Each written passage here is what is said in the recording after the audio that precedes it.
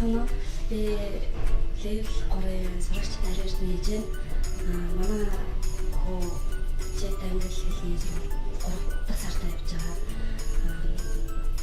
Яг энэ явал басан шалтгаан нэгдүгээрт орчин, хоёрдугаарт цаг нэг хүүхэд тохирч ирсэн.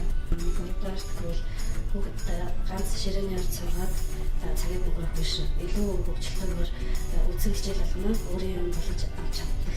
Сарын хичээл гэхэд жишээлбэл тэр тоглож дуулж байгаа явцдаа гэтэл 200 хэдэн шинэ хүүхдээ болчихсон байх жишээ нь. 7-аас 12 насны хүүхдүүд энэ хугацаанд аливаа зүйлийг сурахдаа, хүлээж авахдаа илүү хурдан байдаг. Тийм болохоор одоо бид нар хүүхдийнхээ сөр боловсролыг аягүй сайн насанд тавьж өгөх хэрэгтэй. Эцэг эхчүүдийн зүгээс гэвэл хүүхдэд маш том хөрөнгө оруулалт хийж байгаа явдал энэ бол гэж бодож байна.